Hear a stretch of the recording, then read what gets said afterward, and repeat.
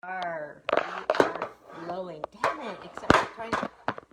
Oh, shit! I just forgot how I had it. How I had it before.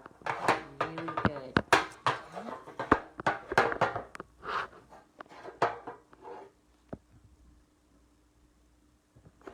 I had it before where I could see how it.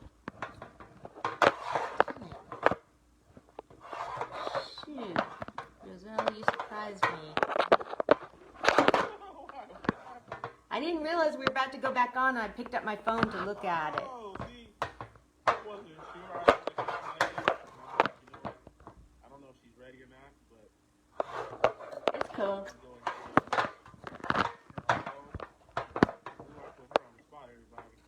You did, huh? You did. Roselle, you're still too quiet. You think I'm too quiet? No, you're okay now. Okay. I think we're good.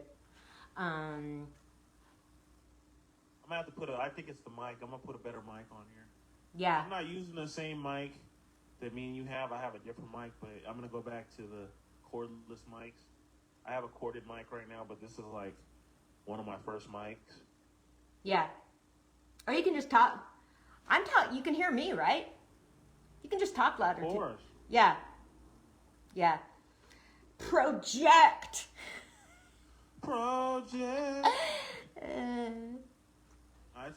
It's the mic, dude. This is a crappy mic. Yeah. Yeah. Okay. So yeah, can you see, are you on Facebook? Can you see how we look on Facebook? Let me see. All right, I'm going to check. Okay. You look kind of tilted to the side, but you can see it. Okay. Yeah.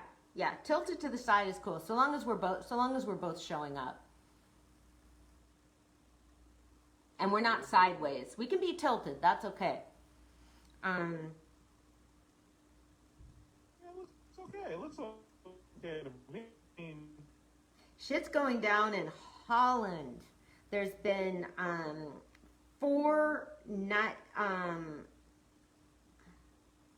there's been fucking and Denmark. Those places are supposed to be chill. You'd think it was Portland or something.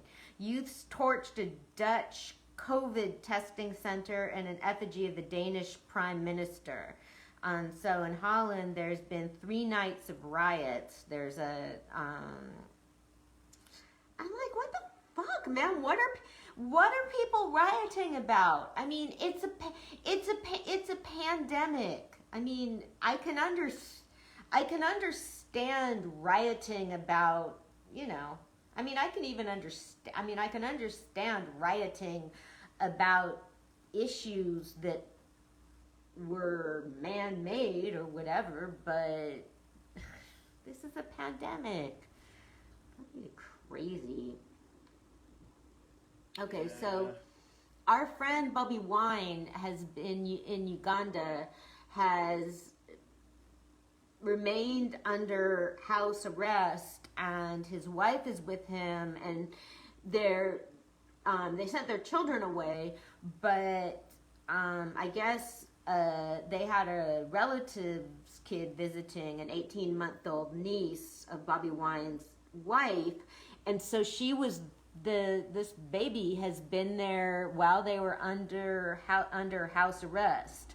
So they didn't have food, and they were running out of milk and stuff, baby food, and so the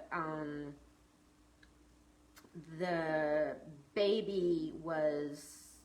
They allowed the baby to be released and or returned to her family, and so the U.S. ambassador was banned from visiting Bobby Wine, but the Uganda authorities told her basically they didn't want to hear about it from her because look at what's happening in the U.S. So basically, basically we can be expecting to hear that for a while from everyone, rightly so. So, Right. yeah. Thug Nasty, hey, Well, hello there. how you What's going on? doing? Oh, I'm too blessed to be stressed. Yeah, The devil's not. God is good. it's Good to yes, see he you. is. It's so good to see you. We've been talking about this. Hey, What everybody up, on Thug Nasty? Facebook. This is Thug Nasty, our dear friend, Dear very friend, Like talented. you have the one and only. That's right. to.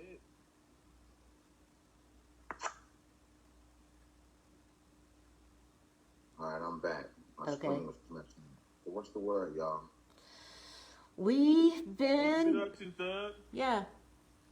Oh, me personally, I've been really on this hustle, on this music grind, and I gotta say, man, doing this music real tough is for the young folks, man. It's a young folks game, man. It's trying to keep up. So, I'm just gonna take it like an old bull and just take my time. I'm still producing songs, and I'm trying to catch up on my visuals. With COVID-19 shutting a lot of things down, I literally didn't film no music videos, or at least I didn't really go outdoors and film music videos all last year. And I didn't drop anything new either as far as visuals, except for some footage I had like 2 years prior. So I'm very excited Nice. on my visuals because I dropped like 2 albums, 6 singles last year, and I got 3 more singles I want to drop this year. So I'm going to catch up on my everything. I'm going to go in chronological order like I dropped the music. And I'm gonna drop a bunch of videos, and I'll be dropping like a new music video, 1 or 2 music videos every week. Cool. That's on what visual. Hey, Thug. So tell everybody what you do. Tell everybody all the stuff that you do, what you're into, what you do, the things you do. Okay, I consider myself a producer. You know what I'm saying? I'm a Right. jack of all trades, master of none. I'm a producer. I specialize in music, models, film, and photography. So I can produce all of the above when it comes to that, whether it comes to music, film, though photography, or models if we have a visual and idea. When it comes to the models, I work with, I started off with full-figured, plus-size women, but as I've gotten more into the game, it's all women are beautiful to me. Me my too. personal preference. Yeah, there you go. Hey. So, all women are beautiful. I love women, respect women, you know what I'm saying? It's just that my own personal sexual preference are full figured, big bone. I like big girls. But I'm willing to work with any woman that's about getting her money, that's confident about her body, that's a queen, you know what I'm saying? I'm with it. But I make beats, I write lyrics, I engineer, I produce. I have a recording studio, pre-production, and people can holler at me if you got a visual song idea, and if you like my work and you got some money, I take Cash App, PayPal, and Venmo. We can get some music. We can drop some shit, some music, film, photography, or I can book a model for a shoot, private party, or whatever, or what have you. Cool. Yeah. So you're. Nice. I produce shows and events, and I don't know. Sometimes I call myself an organizer or a producer, and I used to run an open mic, and being part of somebody fulfilling their vision is just such a great feeling. Yes, it is. It is. Especially when you love what you do. You know what I'm saying? You got a passion about it. That's real. Yeah. Exactly. And just so everybody knows, Thug Nasty, he's one of the founding fathers of Duck Soup. Yes, he is. He's my brother. He's one of the brothers. So just so if everybody knows, he's down, man. Yes. Definitely. Yeah. For real. Duck Soup. Yeah. Duck Soup's the brother show to Global History Radio, man. We are an awesome family. Yes. Yeah. Global history. I love it. Good. You guys are talking about some good things, some educational things. Thug Nasty, man. Yeah. How you been on the political side lately, man? That's interesting. This is the show. How you feeling about everything? Um, I am numb. I'm sort of numb, but I'm hopeful. Um, and I just want to give. I'm going to give Sleepy Joe a chance. I'm gonna try to stay awake, and I'm going to hear what he got to say. I might, take a Red Bull or something. Drink some coffee. But I'm gonna see. I'm gonna listen to the man, see what he got to say. Up to the point I get drowsy, fall asleep, then I have to get back. But I'm hopeful. Joe got some good ideas. Um, I have nothing against Joe. I like the fact that he's trying to roll out the vaccines the way he's doing. I don't disagree with his stimulus idea. I like how they flipped, how they talked about the 2000, the hate on the 2000, only to we may actually get 2000 because we got the 600 on the back end, which they consider down payment, and he's talks of 1400 later on down the line. Yeah, that's reasonable. So I'm with that. That's 2000. If you think about it, that's 2 racks right there. So I'm with that as long as the government can crunch the numbers and we don't have a government shutdown, we don't get our numbers dead, and we just pay for it in the long run, or my kids or grandkids pay for it in the long run. Yeah. Or we don't pay to it too harsh. I see hope, let's go, let's get it. Yeah. That's really about it as far as I can see that I'm concerned is as a businessman and a believer. I'm still studying capitalism. I want to say I am a believer in capitalism, but I'm still studying it. You know what I'm saying? But I am a capitalist type person. I'm a businessman. I believe in getting money, businesses, and shit like that. I'm about the economy and where's the money going and how can I use it. Being self-employed to pursue that American dream and to for my kids, my grandkids, and to show them the same way. That's what I'm about. You know what I'm saying? That's what I'm concerned about. Like, where's the money and what's up with the vaccine? That's what I'm about. Yeah. I mean, the stimulus. Okay, it's supposed to, because there's equality and equity, and so equality means giving everybody the same thing, kind of, if you look, and then equity would mean that you're taking into account what people have already. And so, my income didn't change with the pandemic, but I got that $1,200 last year, and so it's supposed to work in a trickle-down economics way. I just tried to put the money into the economy. I bought books and clothes. Man, it was a real hardship. So that's how it's supposed to work. So yeah. I think at a time like this, trying to be what was the way you said equity? Equity. Yeah. Equity. Right. Yeah. I mean the word equity. Trying to focus on that is just a little too tedious. It's too anal. Like, this is something the world's never been through. We have to be mindful of what we spend, but I guess it gets to a point to where just help everybody, just put it out there, and everybody's not going to be perfect. There's people out there that really fraudulently fucked it up for those who really need it. You know what I'm saying? I was among circles, and I was trying to tell people, look, man, I ain't fucking around with that fraud shit, and I suggest you not either. It's not, but everybody's like, well, you get it now while it's getting good. So, it's really a fucked up double-edged sword because we need that money, and because of the nonsense, there's so many stipulations, and it took so long for Congress to figure out to give it to 600.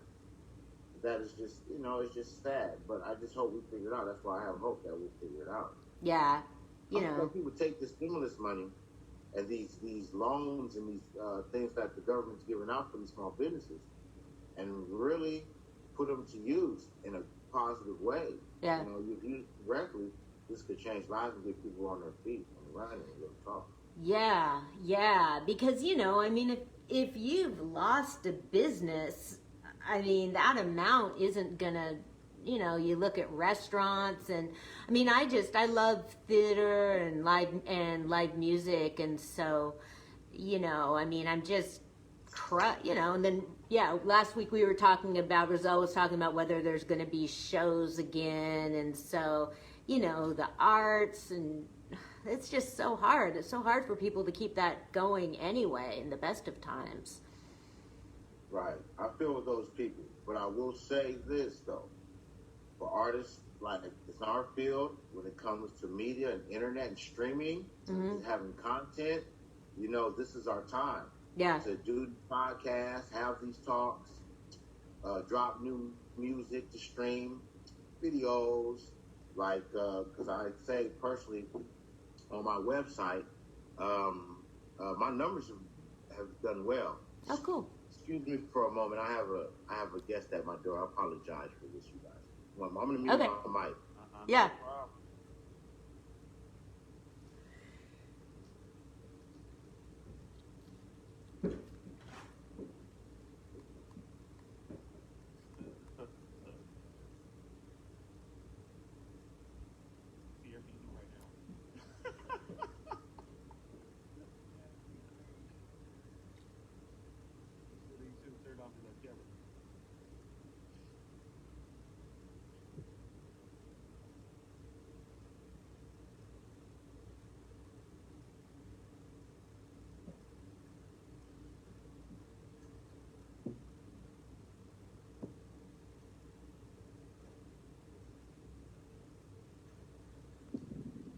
All right, I'm back.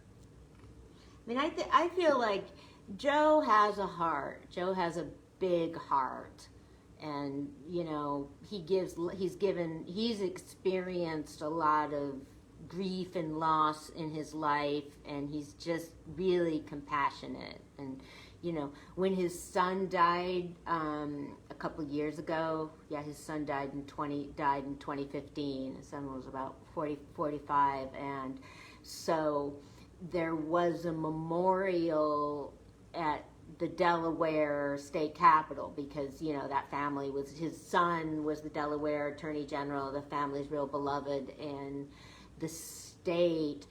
And so like 1,000 people showed up, and Joe and his wife, they stood there and they greeted every single person who came to pay respects. They did not go home till everybody had gone through, and so that says a lot to me about the kind of person he is. Yeah, he's got a big heart, and I don't know. I mean, I just feel like, for me, I mean, if somebody genuinely cares, I mean, there's only so much he can do. I mean, there's only so much any individual can do, but if I know they care and they're in there trying their best, that means a lot, And I know people. Right. Yeah. And I know people have, I think Kamala's a compassionate person too. I mean, I know a lot of people that really take issue with her law enforcement background and I understand that. And also, I mean, okay, so Trump and his gang spent 4 years trying to destroy Obamacare, and they still haven't. So hopefully, Joe and them will be able to move along with the health problem, because I mean, that is a big issue where you see healthcare and student loans are a big issue where you see the difference between equality and equity. Like, say you have people you can look at like two people that are working the same job, But if one person has student loans and the other person doesn't, they're not going to be, they can have equal qualifications and both be making good money, but one person is going to be able to move further up the economic ladder than the person that has loans. And that's one of the biggest things that prevents people from buying homes is student loans. So it's just debilitating. And so that's just an example. So if you give people, I mean, I don't think they should eliminate people's debts, but they should cut them in half or something. I mean, something so that people can get ahead, because there's people that are like never going to, that can't ever like move into a different economic strata because of student loans and medical bills. I mean, that people lose their homes because of medical bills. And yeah. So that is just, I mean, I used to rent places out in my room and out in my house, and a lot of people like in their 40s or whatever would be coming there saying to me like, yeah, I'm looking for like, yeah, my credit's bad because I was hospitalized or something. And then I was like, that's cool, man. I was like, pay me first and last, and I don't care, I mean, people have bad credit for stuff that is completely out of their control. And then once you have bad credit, you can't get anything with a good interest rate. And so, I mean, it's stuff like that. Yeah.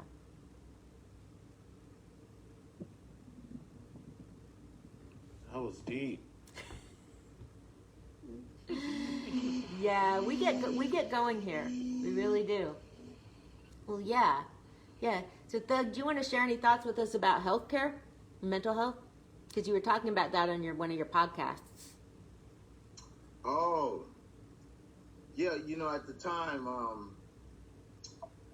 mental health is something that that I'm adamant, I'm passionate about, because I deal with it in my family, I've dealt with it in my personal life, I've dealt with it in my relationships, I dealt with it in my life.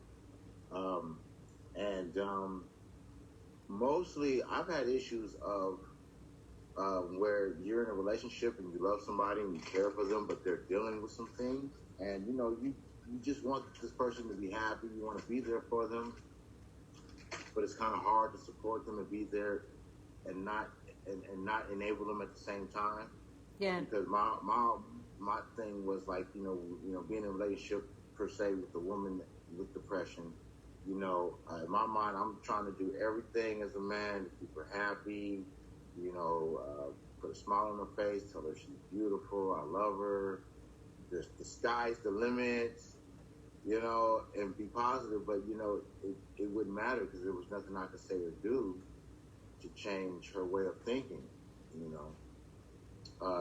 a lot of it, I talked to a friend. I was in a recent relationship, and it just so happened that the girl that I was with, her mother was a mental health counselor, and they had some point, her and her daughter had worked together in the same institution, and during me and the girlfriend's relationship, she was having an episode, and the mom came over, so we could all talk, because I was still getting to knowing the mother and her parents, the daughter and her mother, because when I'm in a serious relationship, I like to know the family of the person that I'm with, that's important, to me it is, and I would like them to know my side of the family. But when I was talking to her mother, which is a counselor, she was telling me that there's two types of psychosis, right?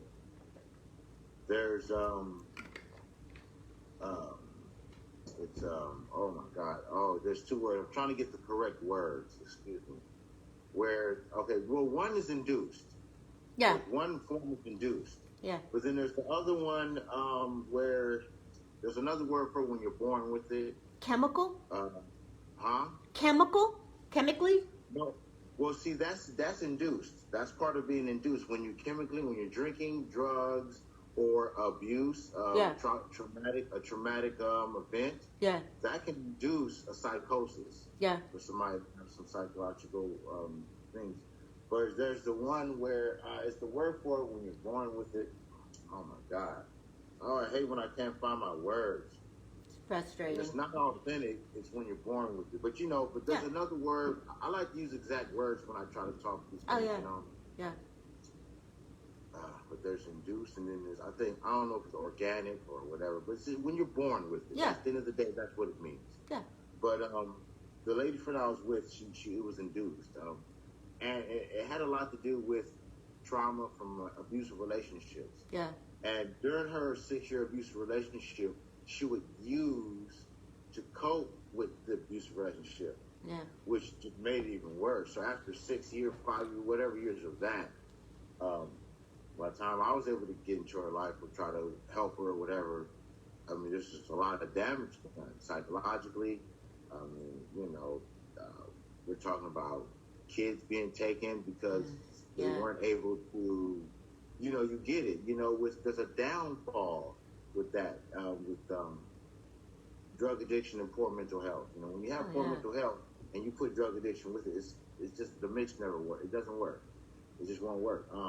So that's what I was going through. That's what I was expressing on the show. I had a song. I wrote about this situation because in my life with my music, if I don't go through it, if I don't live it, I spit it how I live it. So if I don't live it, I don't spit it. And when at the time I was working on the album, she was living with me and she was having an episode. And I live in a small space. And it's hard when that energy's around. I'm trying to be creative and positive, and I've got this negative energy over here. I'm trying to focus, but it can be overwhelming. So I finally put on my headphones, and a song came on, and I started humming this song, and the chorus went, by all means, hey, and it's no disrespect to women, it's just a word. But at the time I was saying, man, I love my bitch, but she's crazy. Oh, no. And then I'm like, well, that sounds dope. And then I'm like, her way of thinking never ceases to amaze me. Because the things that she would come up with in her head, whether it was, schizophrenia, people watching her. Oh, no.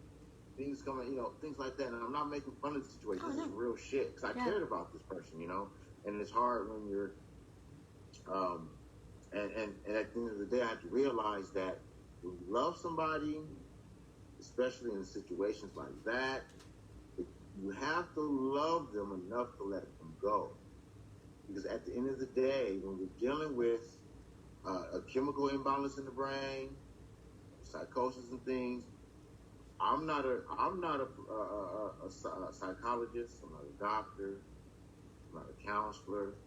I don't have the patience or, to deal with that. No matter how I try, and the ways I try may really be enabling, Depression is a tough one because they say in depression, the best you can do is just be there and show support, and just be there. But after a while, you can only do so much of that because when you're dealing with that, it can affect your mental health. Oh, yeah, definitely. It will affect your mental health. It affects yours and those around you. It's a crazy domino effect. I've seen it. I've lived it. And it's just, important that I just think everybody, especially with this COVID-19 era, it's important to talk to somebody. Express yourself, have expression through art. Yeah. Anyway, express yourself. I think that's important. Because sometimes what change like that messes my mind up. I'll be honest with you. I feel like this is a movie gone bad, and I just want it to end with a half-assed normal ending. Yeah. To live in the world one way 15, 20 years and then it just changed in less than a year's time. It's crazy. Like you can't sit down, nowhere to eat. You can't take your kid in an indoor playground to play. Oh, It's against having parties. It was against Thanksgiving and Christmas was, you know, it was just it's sad. yeah. It's almost like one of these scary scientific movies. You know, it's this in my head, walking around, you know, seeing things are wearing these masks. And it's just different, but you know, the world changes. Yeah. The world changes, and I just hope that people are humble and are what's the word? They take value of life more. You know, a lot happened last year, man. The value of life was here and there last year. You know, and I hope this year we can get better. You know, I hope so too. I mean, this is just so hard on people's mental health, and I mean, mental health is just so hard to treat. I mean, you know, so many people feel like there's something wrong with them, and it's very difficult to find care because it's hard for people to find a therapist that they feel comfortable with. You know, I mean, that's a very serious problem. So, here's problem, yes, and I think also like for me, what I'm going to do is, you know, when I really going through some issues, I'm really going to talk to people. If I got to go to a meeting, I'll go to an AA or NA meeting. yeah. You know, if I just need to talk to a friend, or you know, if I need to call and talk to mental health, I need to myself personally do these things so I can understand it more, and maybe try to understand others. You know, because I think I had to understand too. Like when you're dealing with that, it's hard when like I'm open. Like when I was dealing with my mate, my spouse, I was like, I'm willing to go to these meetings and these counseling, these therapy things with you. But you know, the other half wasn't willing to go, so it made it harder. It's a choice, you know. It's a choice, and for me, it's like what's important is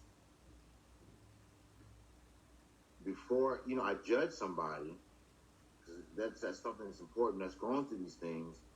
I need to look at myself first, at the things I'm going through, to kind of relate. Maybe, you know, it's difficult, especially when you're dealing with those you care and love. Oh, you know, yeah. Friends, families, it's different. It's difficult. It's hard to know when to let go. Yeah. When you love somebody, you know. It's very hard. I mean, wow. The wind, feel that, man. Oh yeah.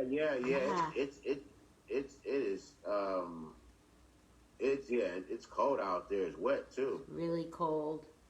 Yeah. I mean, it's rough, and again, you know, and mental health contributes to people becoming homeless, and I mean, all this stuff just cascades. I mean, mental health can contribute to people losing their jobs because they're not able to, they can't afford it, or they don't have insurance, or they feel ashamed, or you know, they don't seek help before it's too late. And yeah, it just affects people from all backgrounds. I mean, all different situations in life. And you know, I mean, you can look at somebody, there's so many people that I've seen, you know, where it can look like they have everything and they take their own lives. I mean, it's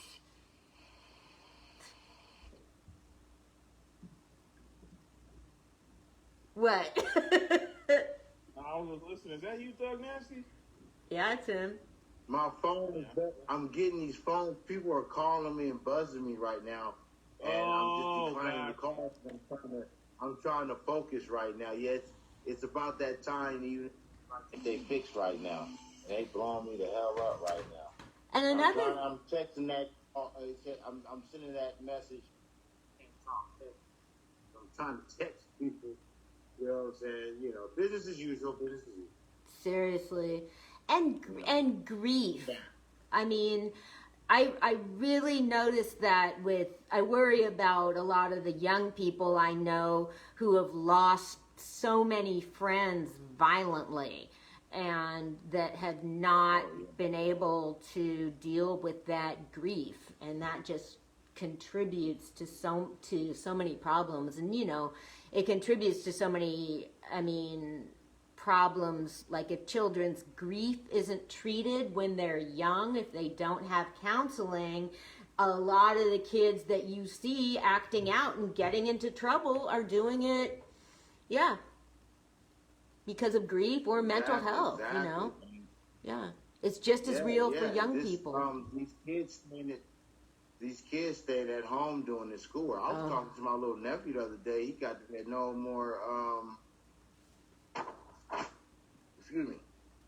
He got to be, I don't even think he's 10 yet, but the way he was telling me about how he just didn't like the way school was, and all they're doing is just doing stuff at home, and they're at home on the computer, and he just sounded so bummed out about it. I was just like, wow, man. It's so hard. Yeah. I mean, my nephew's like 7 or 8, and he hates being on Zoom. He's like and the kids aren't able to go do sports and release. I mean, I'm really worried. Yeah. Well, I'm hoping things clear up. I know the governor released Governor Newsom released the California stay-at-home order. Yeah. So I think things are slowly starting to pick up. But, I guess we got to take it a week at a time, and see how these COVID numbers pan. But I'm really praying everything open up, Yeah, me too. All our mental health. And that there will be some, there are families that have gotten a chance to spend more time together and get to know each other better. So, there's people that have found some positivity, but oh man, it's like especially like first and second. I mean, and it's so many kids are on computers and too much anyway. So yeah. So Anna, sorry to steal the flame from your show real quick. No. But I want to give this a try because as you know, Thug Nasty, I got a new computer set up. It's that's right. It's our show, Roselle. I want to try to play a couple of your songs on Okay, there. we'll be back, people. How it goes. I want to play it straight from Google. Is that good?